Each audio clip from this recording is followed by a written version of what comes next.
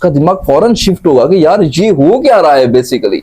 तो इस चीज को सोचते हुए वो सिर्फ और सिर्फ क्या करेगा कि आपकी अटेंशन लेने की कोशिश करेगा। जी अस्सलाम वालेकुम। अच्छा, अगर थर्ड पर्सन आपके रिश्ते में आ चुका है और आप उसको लेके डिप्रेशन में आए, तो यहाँ पे इस वीडियो के बाद आपकी डिप्रेशन खत्म हो जाएगी इंशाल्लाह, क्योंकि आपने ध्यान से वीडियो को समझना है और इसके साथ क्या करना है, ऐसा क्या करना है कि वो शख्स जो है ना सोचने पे मजबूर हो जाए कि जो उसने फैसला किया है कि वो किसी थर्ड पर्सन से बात कर रहा है।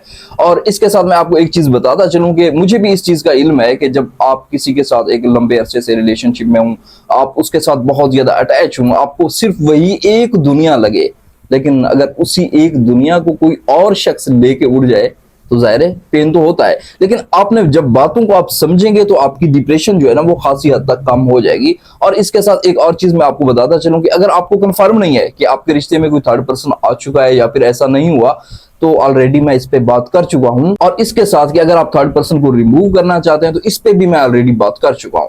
तो अब आते हैं कि टॉपिक की तरफ कि आपको ऐसा क्या करना चाहिए कि आपकी डिप्रेशन कम हो जाए और वो शख्स जो है ना सोचने पे मजबूर हो जाए कि उसने क्या किया है बेसिकली।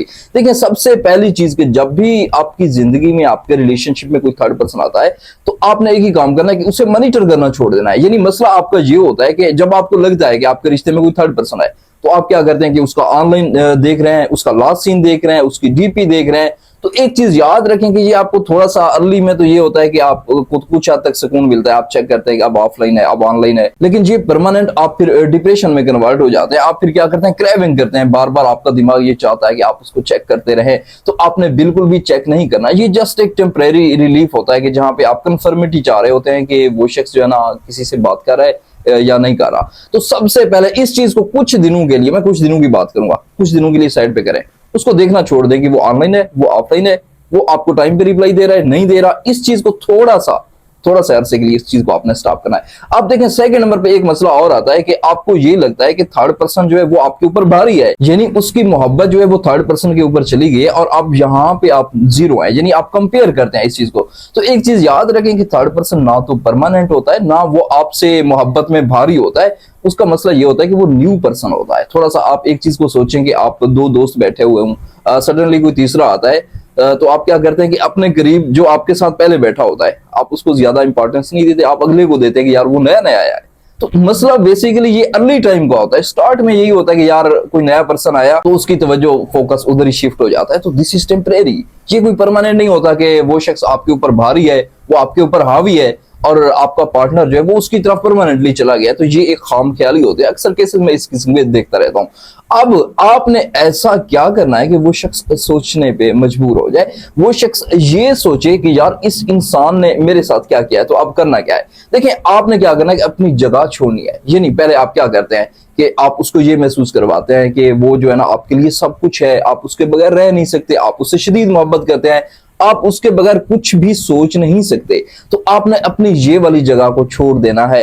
अब उसके दिमाग में क्या होता है, उसके दिमाग में एक चीज सेव होती है कि ये इंसान जो है ना ये मेरे लिए है, ये मेरे साथ हमेशा रहेगा, क्योंकि आप बातों से उसको ये चीज बावर करवा देते हैं। लेकिन जैसे ही आप ये करते हैं कि आप उसको ये बताना शुरू कर देते हैं कि वो आपके लिए इंपॉर्टेंट नहीं है, लाइक दैट, कि आप कहीं भी और जा सकते हैं, लाइक दैट, कि आप जो है ना अब उसके अंदर इतनी दिलचस्पी नहीं रखते, तो उसके दिमाग का साइकिल पैटर्न टूटता है बाकायदा तौर पर कि यार ये इंसान ये क्या कर रहा है मेरे साथ। तो उसका मसला ये होता है और उसका दिमाग सिर्फ एक चीज पे स्टॉप हो जाता है, उसका दिमाग वापस आ जाता है, वो इंसान सोचने पे मजबूर हो जाता है कि यार मैं बेसिकली कर क्या रहा हूं। देखिए, एक चीज है कि आप किसी को बताते रहे कि आप उससे शदीद मोहब्बत करते हैं, अब उसकी जिंदगी में कोई थर्ड पर्सन भी आ गया तो क्या होता है। देखिए, थोड़ा सा इस चीज को समझे कि उसका फोकस उधर है।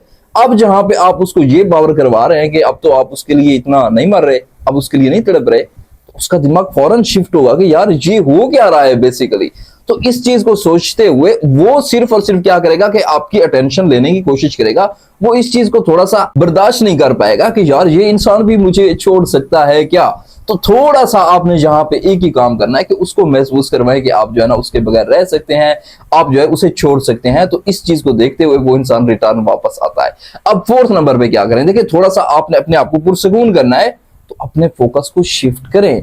आप किसी एक इंसान को लेके नहीं बैठ सकते कि सारा दिन रात में भी उसे सोच रहे हैं, दिन में भी उसे सोच रहे हैं कि यार वो इंसान किसी और इंसान से बात कर रहा है। तो इस चीज को आपने लाजमी देखना है कि अपनी रूटीन को शिफ्ट करें। आपका आपके लिए बिजी होना बहुत इंपॉर्टेंट है, आपके पास काम नहीं है, आप काम ढूंढें और काम को बाकायदा तौर पर करें। देखिए, ये मैं जो चीजें आपको बता रहा हूँ ये टेम्परेरी है, ये कुछ दिनों के लिए आपने अप्लाई करना होता है। तो ऐसा नहीं है कि थर्ड पर्सन आ गया तो अब आपका सिस्टम ही खत्म हो गया, आपकी जिंदगी खत्म हो गई। और फिफ्थ नंबर पे एक चीज याद रखें कि अगर वो थर्ड पर्सन आया है तो इसमें आपको रिग्रेट करने की कोई जरूरत नहीं है।